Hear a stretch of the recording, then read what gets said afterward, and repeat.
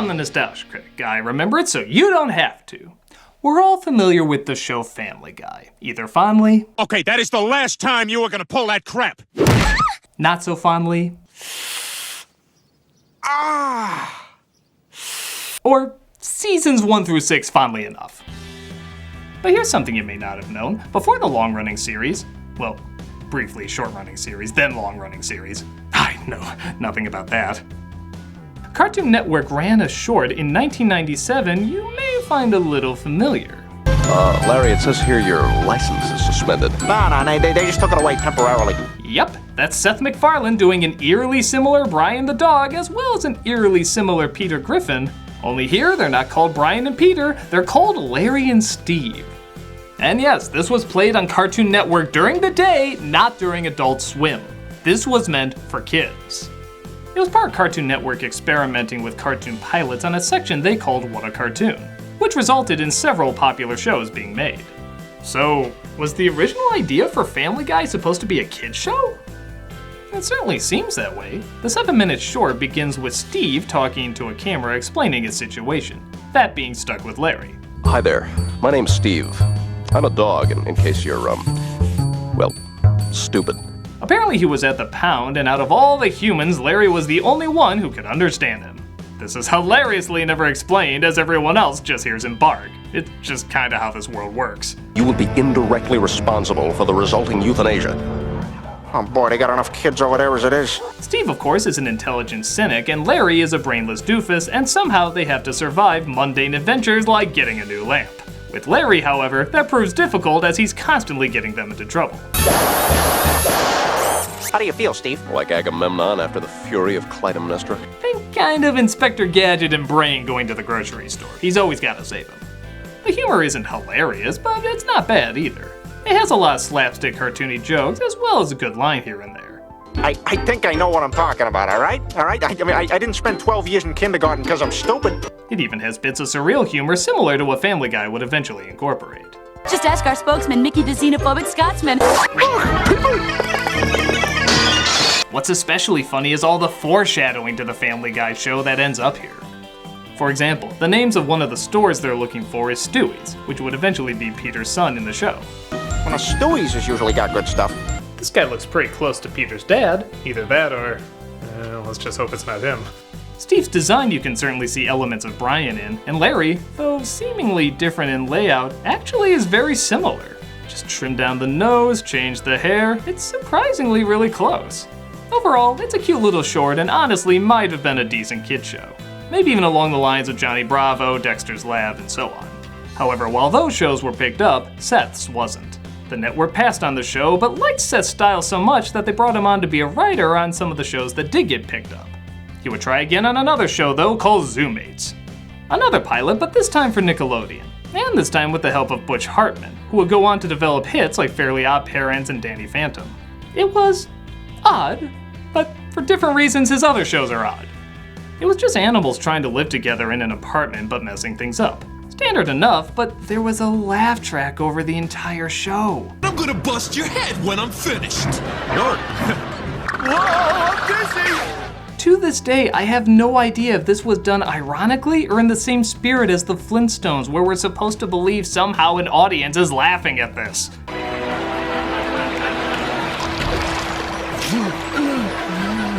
No surprise this one was not picked up. However, executives from Fox saw Larry and Steve and were interested in Seth creating a show based on the concept except with an adult edge.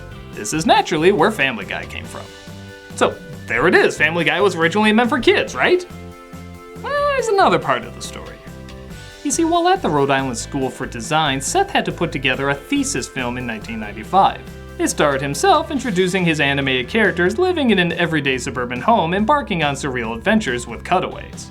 The name of that thesis? The Life of Larry, which once again stars a doofus named Larry and his talking cynical dog named Steve. Yeah, I think what happens is he eats his food and then whatever Spock can't finish. Where did you hear that? Episode 65. Oh. And wouldn't you know it, he also has a patient wife named Lois, Fine, let's have this conversation for the 10 millionth time, Larry. an overweight son named Milt instead of Chris, and a much more adult tone. In fact, many of these jokes would eventually make its way into the Family Guy pilot, which would eventually make its way into the Family Guy show. It's actually kind of eerie how similar these jokes are in every incarnation. I got it. That's the guy from Big. Tom Hanks, that's it. Oh, funny guy. Everything he says is a stitch. I have AIDS. So when Fox saw this was also part of the Larry and Steve portfolio, they said that matched their animation outline perfect. Although, maybe not perfect enough. It was decided they should fatten up their lead, give them a baby, add a geeky daughter, and focus more on the family dynamic, hence the title, Family Guy. Looking all too familiar to another animated Fox family. So, there's kind of a lot to be discovered here, isn't there? Was Family Guy originally meant to be a kid's show? For a short amount of time. Originally, it was an adult comedy film thesis about a guy and his dog, which turned into a kid's show pilot about a guy and his dog, which turned into an adult show pilot that was made to be more like The Simpsons because it was on Fox. So not only was it at one point a kid's show, it actually had little to no tie-in with The Simpsons at all, which is a criticism the show has had to fight for years. Even in The Simpsons Family Guy crossover they referenced it, and The Simpsons took more than their fair share of punches at them. It's just a lousy ripoff. It may have been inspired by Duff, but I like to think it goes in a different direction. While it's pretty obvious where that later influence came from for Family Guy, you can see the original idea has no connection. So the evolution of an idea isn't always as simple as you think. Actually, many times it's very complicated. From an adult show to a kid's show to an all too familiar Fox formula, this idea has gone through so many versions. But truth be told, all of them are interesting to check out. If you can find them, obviously you can tell from the quality here they're not the easiest to locate, they're certainly worth viewing to witness the creative process. Whether you love Family Guy, hate it, used to love it, or used to hate it, there's no denying the constant changing ways an idea is formed is intriguing to watch. But seriously, that hurt knee joke has to stop. I'm the Nostalgia Critic, I remember it, so you don't have to. Whoa! Oh, god damn it.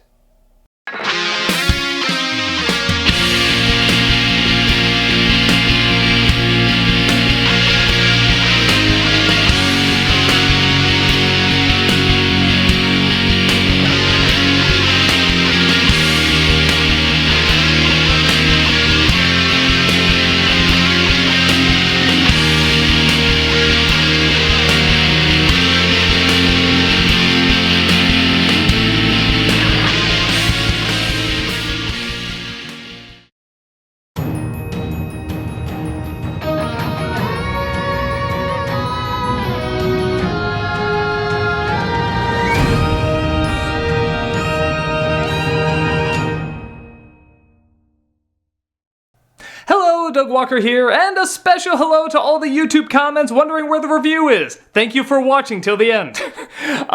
Pretty much, I'm out of town, I'm at a con, and I am also on vacation. I'm taking a short vacation, but I didn't want to leave you guys with nothing, so I did a fast little editorial here. But the reviews will go right back up next week, so it'll be right back on track. A review, an editorial, review, editorial, so on and so forth. So yeah, either way, I hope you guys enjoy watching, and I'll see you next week for the review. And here's me shot a week ago doing the charity shoutout.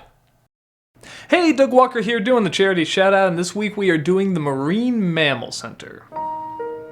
These people are guided and inspired by a shared vision of a healthy ocean for marine mammals and humans alike. Their mission is to advance global ocean conservation through marine mammal rescue and rehabilitation, as well as scientific research and education.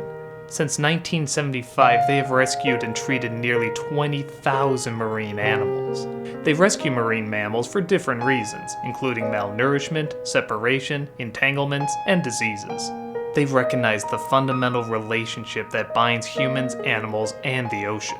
They also partner with leading scientists and other professionals in order to learn from the patients in their care.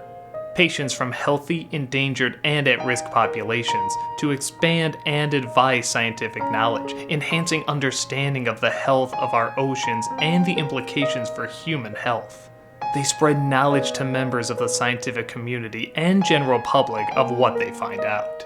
If you look at their site and their YouTube page, you can see not only all the amazing discoveries they've come across, but also all the remarkable creatures they save. Look at these guys. How can you say no to them?